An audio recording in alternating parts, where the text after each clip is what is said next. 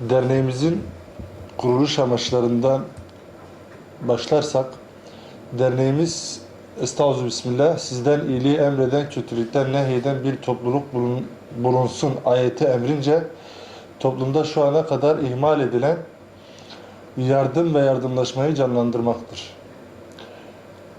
Dolayısıyla derneğimiz bu amaçla ve bu ayetin emrince 15.08.2008 tarihinde kurulmuştur. Derneğimizin ilk kuruluş amacından devam edersek, derneğimiz 11 kişiyle işin açıkçası 4-5 arkadaşımızın, 4-5 duyarlı kardeşimizin bir araya gelip oluşturduğu ilk etapta ilk dönemde 11 aileye yardım eden derneğimiz şu an itibariyle Allah'a hamdolsun geldiği nokta çok daha fazla bu kardeşlerimizin vesilesiyle ailelere, muhtaç, fakir ailelere ulaşıyor durumdadır. Çalışmalarımıza gelince, çalışmalarımızı dediğimiz gibi 2008'den bu yana devam ettirmekteyiz. Özellikle çalışmalarımızı 2010 yılında Gaziantep Umut Kervanı platformuna üye olarak daha da geliştirme düşüncesiyle ivme kazandırarak devam ettirmiş durumdayız. Allah'a hamdü senalar olsun. Ramazan ayından önce bir hedefimiz vardı. Ramazan ayından önceki hedefimiz 2000 aileye ulaşmak. İnşallah 2000 aileye Ramazan sonuna kadar yardımlarımızı ulaştırmak ile. Allah'a hamdolsun bu hedefimizi şu an Ramazan ayının yarısında olmamız hesabıyla baktığımızda 1000'in üzerinde hedeflemiş olduğumuz aileye ulaştık. İnşallah hayırseverlerin aracılığıyla hedefimiz Ramazan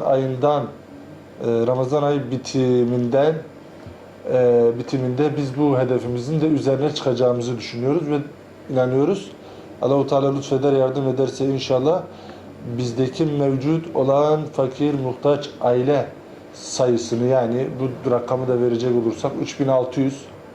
Dolayısıyla inşallah umut ediyoruz hedefimizin üzerine çıkacağız ve bu 3600 aileye bu Ramazan ayında, rahmet ayında, bereket ayında onların yüzünü güldürmeye gayret göstereceğiz. Tamamını ulaştıracağız inşallah.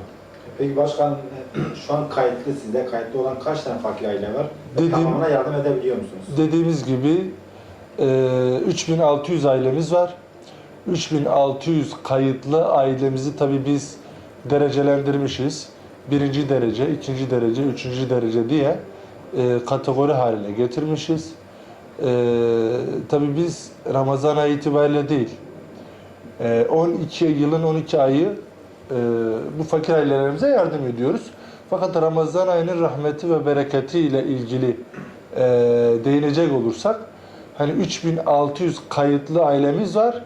3600 ailemize Ramazan ayında inşallah yetişmeye gayret göstereceğiz. Dediğimiz gibi hedefimiz bu noktada 2000'di. İnşallah biz 3600'e yetişeceğiz. Allah nasip ederse. Peki başkan, malumunuz Suriye'deki iç savaştan dolayı evet. Suriyeli mülteciler daha çok yakın olması hesabıyla şehrimize intikal ettiler. Suriyeli mültecilere yönelik ne gibi çalışmalarınız var? Hakikaten bu noktada Gaziantep olarak ciddi anlamda Suriye'deki göçten mülteci durumuna düşen kardeşlerimizden ciddi anlamda yoğunluk var. Biz buna cevap vermede hakikaten güçlük çekiyoruz, zorluk çekiyoruz ama Rabbime şükürler olsun, hamdü senalar olsun. Kardeşlerimizin gayretiyle, Umutlar üye ve gönüllülerin gayretiyle, aynı zamanda hayırseverlerimizin aracılığıyla en az Gaziantep'te şu an itibariyle söylüyorum, resmi rakamlara göre 220.000 ama gayri resmi rakamlara göre